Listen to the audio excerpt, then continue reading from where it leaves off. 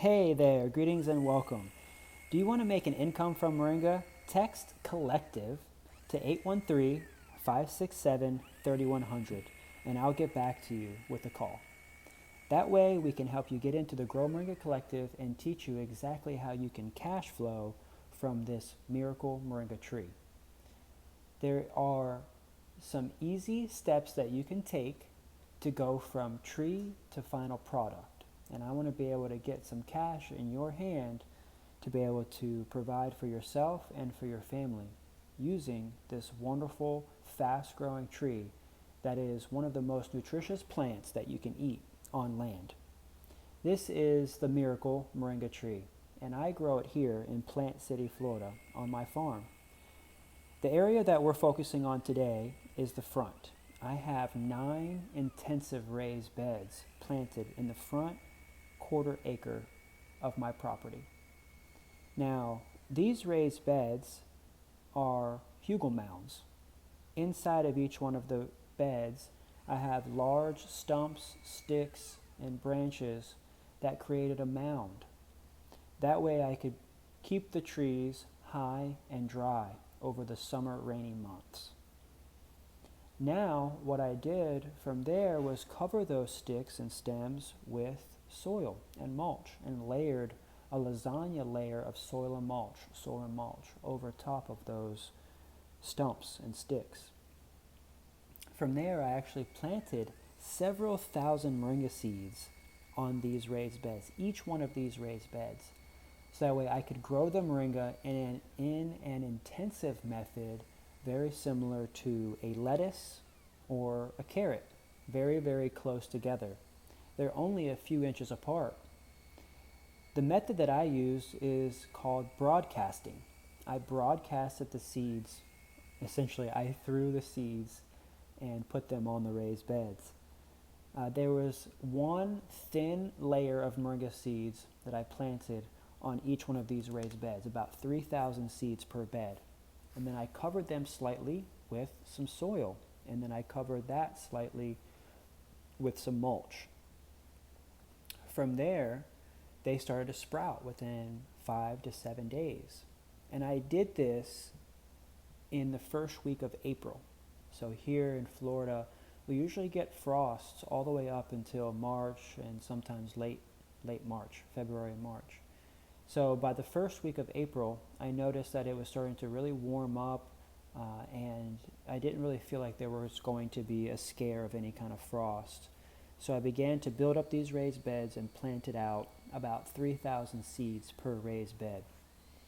Now they started to sprout by the second week of April, and by mid-June, I was able to make a harvest, and I cut these trees back. And now here we are in mid to late July, and I'm cutting them back again. So this is the second harvest that I've made from these trees, and they'll still be able to grow and harvest at least another 2 to 3 times before it gets cold. So about every 45 days to 60 days or so, I cut the trees back. And each time I cut the trees back, some of them die, but those ones that die are actually feeding the soil because they do accumulate minerals and vitamins and store carbon from the few weeks that they've grown and sprouted. When they die back, they're sacrificing themselves to feed the other trees in the raised bed.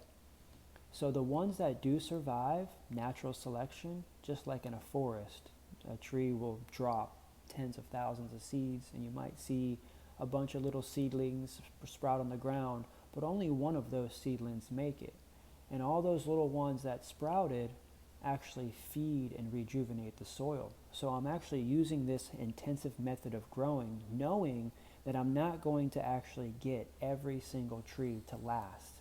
I'm doing it so that way there's vitamins and minerals because the seeds themselves are very, very nutrient dense. You can actually eat the seeds. They are used in many different ways, preparations and foods. And so what I do is harvest the trees every 45 to 60 days or so whenever I see that they're getting tall and lanky and they're turning yellow like this. And I will cut the trees back to harvest the greens. Now, some of the trees do die and they feed the soil, but the ones that do make it, they get really big, they get really thick, and the stems get really, really thick super fast. So here we are already almost 4 months later, and I have now about 1,000 trees left over in this raised bed that are doing really well. They've got really thick stems, and there may be more that actually don't make it through this next couple months. But by the end of the year, say like November, December, and then some of them will go dormant. By January, February, there may be a frost. What I may do is cover these raised beds, trying to protect them even more. Or I will also just let it go. I'm going to probably plant maybe lettuce inside of these raised beds and other things in these raised beds during the winter months.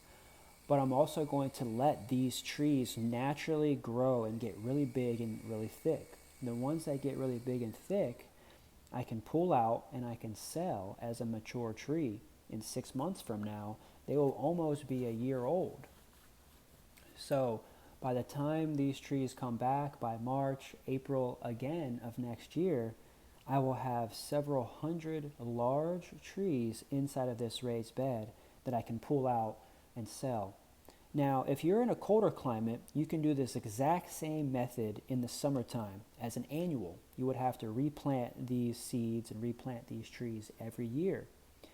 And then before the frost comes in your area, you would want to pull all the trees out to harvest the tubers.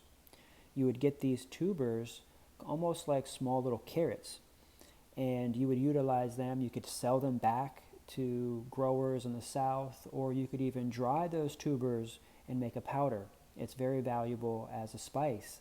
The moringa tree is also known as the horseradish tree, and it is a very valuable commodity and spice if you're able to take the tubers, dry them, dehydrate them, and make a powder out of the tuber.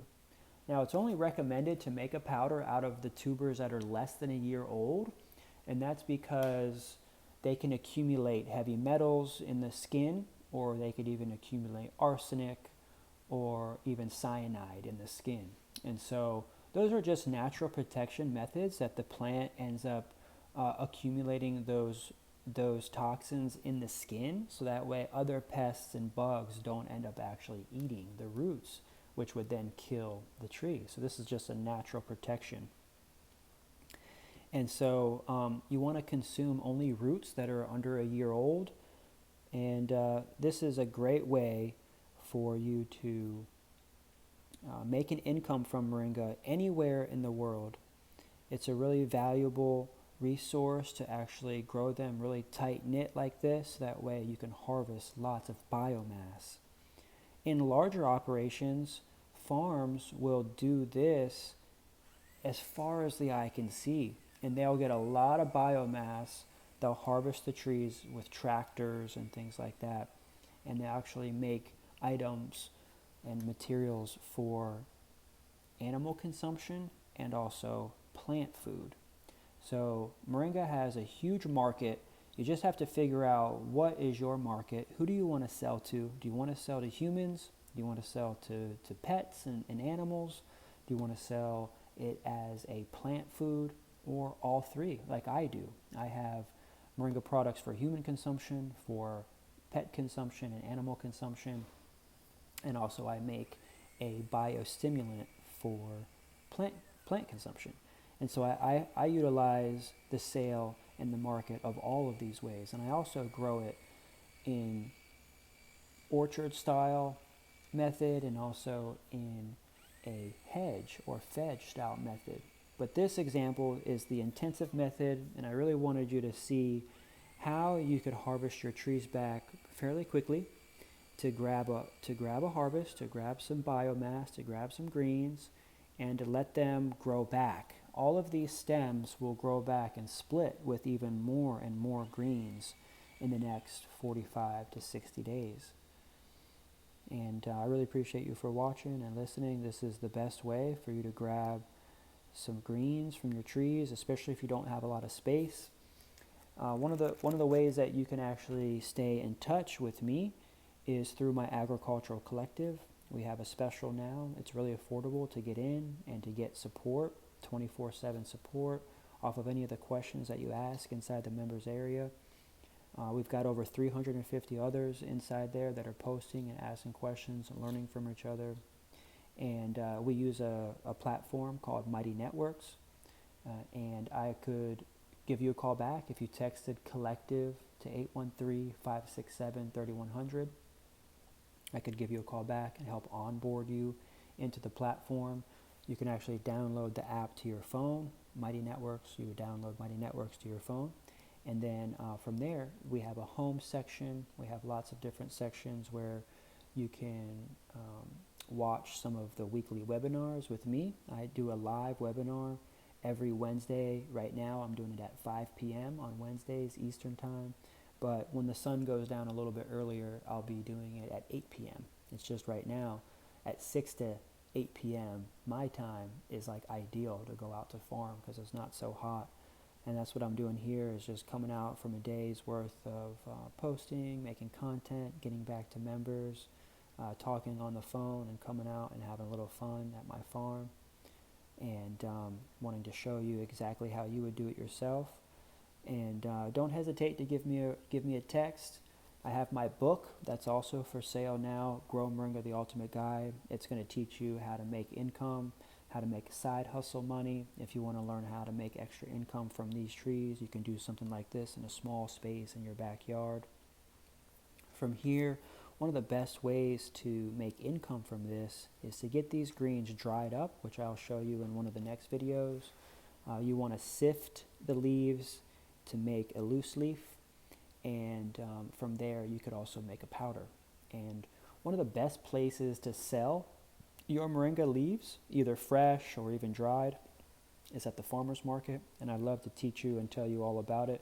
Let's keep in touch. My name is Kendrick, and I'd love to give you a call back. Ring me at 813-567-3100. Peace and love.